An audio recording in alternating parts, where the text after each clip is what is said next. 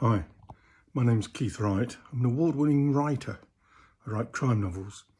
My 8th crime novel comes out pretty soon, in the next week or two.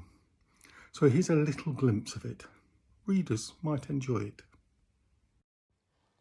Both parents had now seen their dead 10-year-old son on the bathroom floor. The inanimate bundle lying naked and exposed had once answered to the name Jimmy. He'd said he wanted a bike for Christmas. He'd cried at E.T., giggled at Hong Kong Phooey and loved with the happiest of hearts. He'd felt the perfection of a mother's hug and the bliss of being tucked into a carefree bed at night.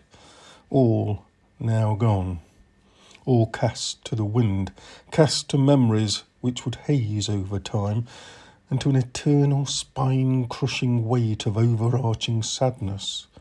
A physical pain pressing at the shoulders and gouging out the stomach of those left behind.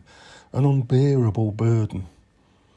Their little lad would never become that optimistic young man with his life ahead of him.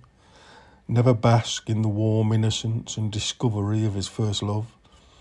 All that had been destroyed, and the finality of his demise was the cruelest of injustices, leaving a stain on his parents until their dying day, branded by the intensity of the experience, hot and unyielding, steaming through skin and bone into their very soul, cursed and unable to stop the clamour in their brains, the screaming voice of eternal blame and guilt, desperate to somehow change the sequence of events and make things right.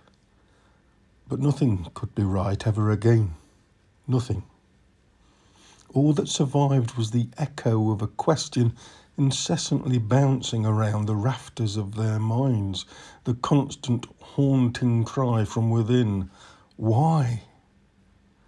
The murder of their boy was an unthinkable horror.